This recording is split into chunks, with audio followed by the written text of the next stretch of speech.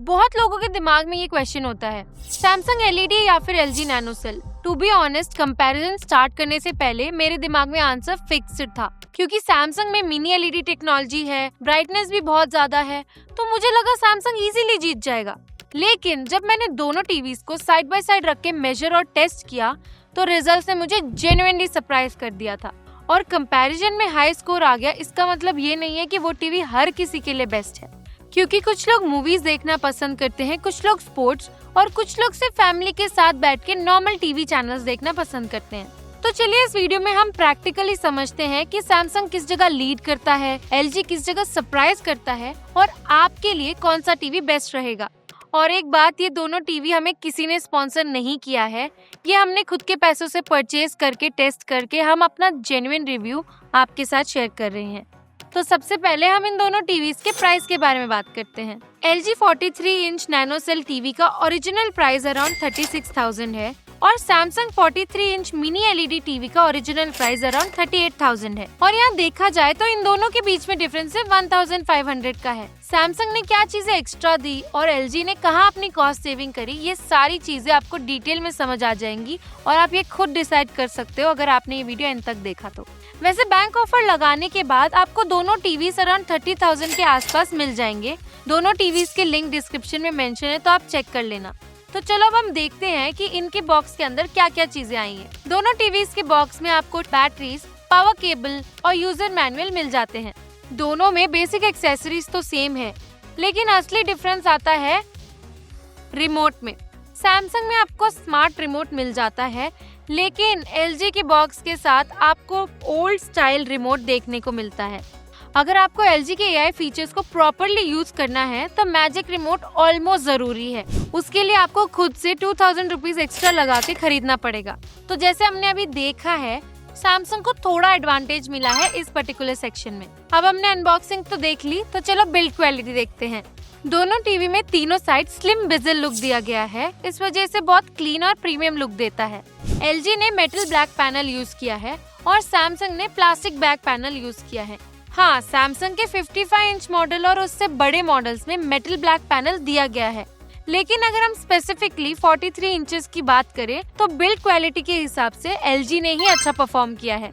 अब हम पोर्ट्स और कनेक्टिविटी की बात करते हैं। दोनों टीवीज में 3 HDMI पोर्ट, एक USB port, LAN port, antenna और RF पोर्ट दिया गया है, लेकिन दोनों में HDMI 2.1 सपोर्ट नहीं है, तो इस वजह से सीरियस गेमिंग के लिए ये थोड़ा डिसएडवांटेज है। LG में USB पोर्ट बैक साइड दिया गया है, इसलिए पेन ड्राइव या एक्सटर्नल डिवाइस कनेक्ट करना थोड़ा इनकन्वीनियंट लगता है। वही सैमसंग में USB पोर्ट साइड में दिया गया है, इसलिए एक्सेस करना काफी इजी लगता है। और एक इम्पोर्टेंट बात, दोनों टीवीज में ऑप्टिकल ऑडियो पोर्ट नहीं दे रखा है, तो अगर आपके पास कोई पुराना साउंड बार है तो एक बार आप उसकी कंपैटिबिलिटी जरूर चेक करना। अब हम कनेक्टिविटी की बात करें तो LG ने ऑफिशियली मेंशन किया है कि Wi-Fi 5 सपोर्ट के साथ आता है, जबकि सैमसंग ने एग्जैक्ट Wi-Fi वर्जन मेंशन नहीं किया, लेकिन रियल टाइम यूज में दोनों टीवीज काफी स्मूथ काम करते हैं।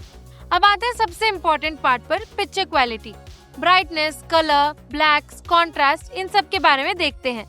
इन सब को टेस्ट करने के लिए मैंने एक प्रोफेशनल डिवाइस मंगाया है, उसका नाम है spider X2 ultra. Brightness, contrast और कलर एक्यूरेसी के बारे में प्रिसाइजली मेजर करके बताता है।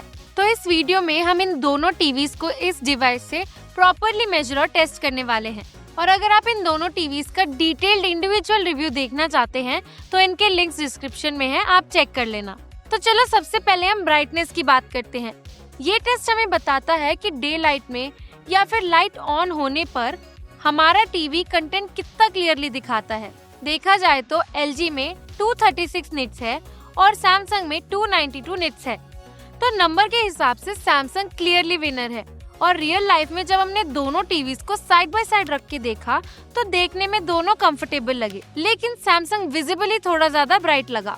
अब बात करते हैं ब्राइटनेस यूनिफॉर्मिटी की, मतलब टीवी के सेंटर और कॉर्नर्स में ब्राइटनेस कितना इवनली मेंटेन होता है। ये टेस्ट स्पेशली तब ज्यादा यूजफुल होता है जब आप स्काई बैकग्राउंड्स या फिर आउटडोर मूवी सीन्स देखते हो, और जब पूरी स्क्रीन पे ब्राइटनेस यूनिफॉर्म हो तो हमारा भी ओवरऑल व्यूइंग एक्सपीरियंस काफी बेटर लगता है। सैमसंग में सेंटर और कॉर्नर के बीच मैक्सिमम ब्राइटनेस ड्रॉप 25% था और LG में मैक्सिमम ड्रॉप 28%। इसीलिए ब्राइटनेस यूनिफॉर्मिटी में दोनों टीवीज ने सिमिलर परफॉर्म किया है, तो कोई क्लियर विनर नहीं है। लेकिन हम ओवरऑल ब्राइटनेस की बात करें तो सैमसंग को यहाँ पे थोड़ा सा एडवांटेज मिलता है। एक और बात, दोनों टीवीज में डॉल्बी विजन सपोर्ट नहीं है, लेकिन HDR और HLG दोनों टीवी सपोर्ट करते हैं। सैमसंग में HDR10+ सपोर्ट मिलता है, जबकि LG में HDR10 Pro दिया गया है। इसीलिए अगर आप प्राइम वीडियोस पर HDR10+ कंटेंट ज्यादा देखते हो तो आपको सैमसंग एक बेटर एक्सपीरियंस देगा। अब देखते हैं ब्लैक्स एंड कॉन्ट्रास्ट। अगर आप रात को लाइट्स ऑफ करके मूवीज या वेब सीरीज देखना पसंद करते हैं तो सबसे इम्पोर्टेंट बात होता है कॉन्ट्रास्ट, यानी डार्क सीन्स कितने रियलिस्टिक लगते हैं, ब्लैक सच में ब्लैक लगता है या फिर ग्रे जैसा लगता है। स्पाइडर X2 अल्ट्रा से मेजर करने पर रेशियो हमें ये मिला, LG 3500:1 और सैमसंग लगभग 6800:1, यानी सैमसंग का कॉन्ट्रास्ट LG से ऑलमोस्ट 2 गुना ज्यादा है। और यहाँ मिनी LED और रेगुलर LED के बीच में प्रैक्टिकल डिफरेंस देखने को मिलता है। सैमसंग में मिनी LEDs होने की वजह से लाइट को ज्यादा एक्यूरेटली कंट्रोल किया जा सकता है, जबकि LG में रेगुलर LED होने की वजह से ओवरऑल लाइट कंट्रोल थोड़ा कम है। रियल लाइफ में ये डिफरेंस काफी क्लियरली दिखता है। LG में ब्लैक्स थोड़े ग्रेइश टोन में दिखते हैं, वही सैमसंग में ब्लैक्स काफी डीप और स्ट्रॉन्ग लगते हैं। इसीलिए अगर आपको लाइट्स ऑफ करके मूवी या वेब सीरीज देखना पसंद है तो सैमसंग आपको एक बेटर सिनेमैटिक एक्सपीरियंस देगा। ओवरऑल ब्लैक्स एंड कॉन्ट्रास्ट के लिए पॉइंट सैमसंग को ही मिलेगा। वैसे इन दोनों टीवीज के ऊपर हमने डिटेल रिव्यू और कंप्लीट टेस्टिंग एक्सपीरियंस के बारे में 2 अलग वीडियोस बनाए हैं। अगर आप देखना चाहते हैं तो ऊपर टैग्स में या फिर नीचे डिस्क्रिप्शन में आपको मिल जाएंगे। अभी तक हमने डार्क रूम परफॉर्मेंस और कॉन्ट्रास्ट के बारे में देखा है, लेकिन हमेशा टीवी अकेले बैठकर तो नहीं देखते हैं। कभी कभी हम अपने फैमिली के साथ भी बैठ के टीवी देखते हैं, तो उस टाइम पे व्यूइंग एंगल बहुत इम्पोर्टेंट है। ये दोनों टीवीज VA पैनल के साथ आते हैं, इसी वजह से आपको कॉन्ट्रास्ट काफी अच्छा मिल जाता है। लेकिन अगर आप साइड से टीवी देखते हैं तो कलर वॉश आउट होने लगते हैं। ये डिफरेंस यहाँ आप क्लियरली नोटिस कर सकते हैं और ये लिमिटेशन दोनों टीवीज में कॉमन है। अब बात करते हैं कलर क्वालिटी की। OTT मूवीज का कलर, स्किन टोन या क्रिकेट ग्राउंड में ग्रीन ग्रास कितनी नेचुरली दिखती है, ये सब कलर एक्यूरेसी डिसाइड करता है। और इस सेक्शन का रिजल्ट तो मेरे एक्सपेक्टेशन से बिल्कुल ऑपोजिट निकला। सबसे पहले हम डेल्टा E वैल्यूज देखते हैं। डेल्टा E का मतलब होता है रियल वर्ल्ड कलर्स और टीवी पे दिखने वाले कलर्स के बीच में कितना डिफरेंस है। ये वैल्यू जितनी कम होती है टीवी उतना ही ज्यादा कलर एक्यूरेट माना जाता है। डेल्टा E 3 के नीचे है तो एक्सीलेंट, और अगर वो 5 के ऊपर है तो आपको डिफरेंस आंखों से ही नोटिस होने लगेगा। LG का एवरेज डेल्टा E 2.42 था, यानी एक्सीलेंट। सैमसंग का एवरेज डेल्टा E 5.85 था, यानी यहाँ पे आपको विजिबली इनएक्यूरेसी दिख जाएगी कलर्स में। कलर एक्यूरेसी के मामले में LG सैमसंग से 2 गुना ज्यादा बेटर है। LG का वर्स्ट कलर एरर 5.5 था, जो भी मैनेजेबल है, लेकिन सैमसंग का वर्स्ट सिंगल कलर एरर 11.76 था, वो भी ग्रीन कलर में। ये डिफरेंस सिर्फ नंबर में ही नहीं, रियल लाइफ में भी क्लियरली दिखता है। सैमसंग में जनरली कलर्स काफी वाइब्रेंट और पंची लगते हैं, लेकिन नेचुरल सीन्स और लैंडस्केप वीडियोस में ग्रीन थोड़ा ओवर सैचुरेटेड दिखता है। वही LG में कलर्स काफी नेचुरल और सिनेमा एक्यूरेट लगते हैं। अब हम बात करते हैं स्किन टोन्स की। सैमसंग में स्किन टोन्स थोड़े वार्म साइड पर लगते हैं, अननेचुरल नहीं लगते, लेकिन वार्म शिफ्ट नोटिस किया जा सकता है। LG में HDR कंटेंट देखते वक्त स्किन टोन्स काफी नेचुरल और एक्यूरेट लगते हैं। अगर आप OTT मूवीज और वेब सीरीज को सिनेमा एक्यूरेट और नेचुरल कलर के साथ देखना चाहते हैं तो LG बेटर ऑप्शन है। लेकिन अगर आपको वाइब्रेंट, पंची और शोरूम स्टाइल कलर्स पसंद है तो सैमसंग ज्यादा पसंद आएगा। और जब दोनों टीवीज को साइड बाय साइड रख के देखते हैं तब ये डिफरेंस और भी क्लियरली समझ आता है।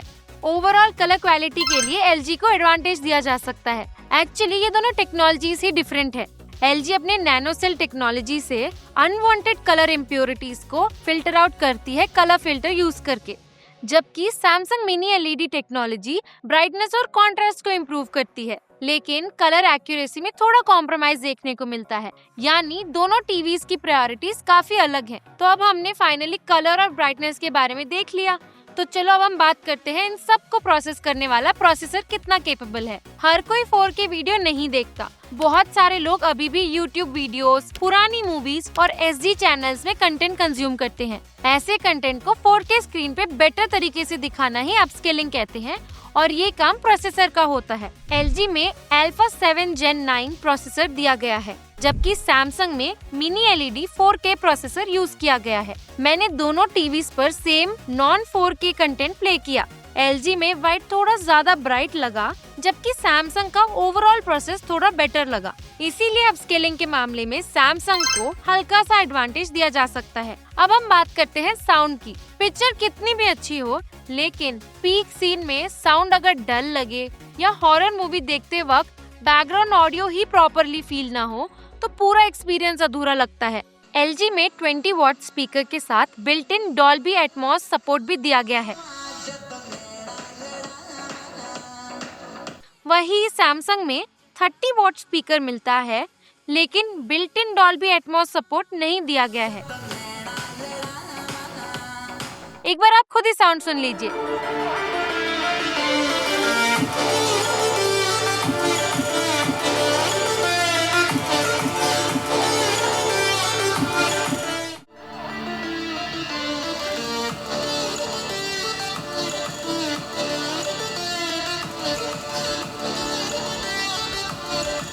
हाँ, दोनों TVs Dolby Atmos pass through support करते हैं। मेरे एक्सपीरियंस में सैमसंग का ऑडियो काफी लाउड और क्लियर था।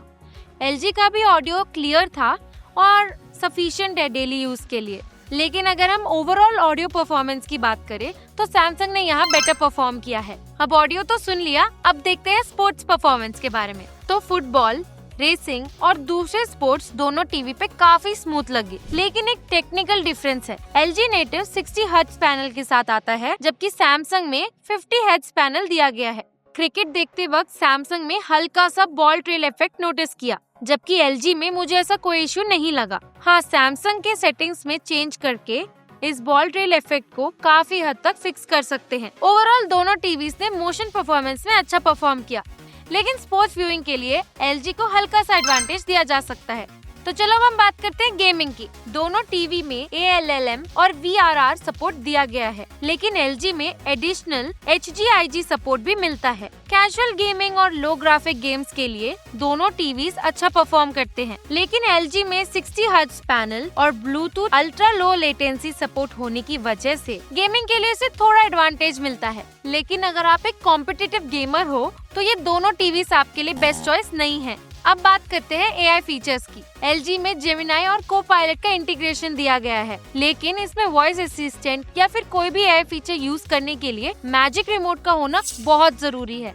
बेसिक रिमोट के साथ आप इन फीचर्स को एक्सेस नहीं कर सकते। वहीं सैमसंग में Bixby प्लस और विजन AI कंपेनियन मिलते हैं और इसे यूज करने के लिए आपको एडिशनली रिमोट खरीदने की जरूरत नहीं पड़ती। बॉक्स में हमें स्मार्ट रिमोट मिलता है, जिससे आप सारे AI फीचर्स को अच्छे से एक्सेस कर पाओगे। इसीलिए AI फीचर्स के मामले में सैमसंग क्लियरली बेटर है। और अगर आपको अपने फोन को रिमोट की तरह यूज करना हो तो ये दोनों टीवीज उस फीचर को सपोर्ट करते हैं। सैमसंग के लिए स्मार्ट थिंग्स ऐप यूज कर सकते हैं और LG के लिए LG ThinkQ ऐप को इंस्टॉल करके अपने फोन को रिमोट की तरह यूज कर सकते हैं। अब सिक्योरिटी की बात करते हैं। सैमसंग में नॉक्स सिक्योरिटी मिलता है और LG में LG shield plus quad protection मिलता है। चलो अब हम ऑपरेटिंग सिस्टम्स की बात करते हैं।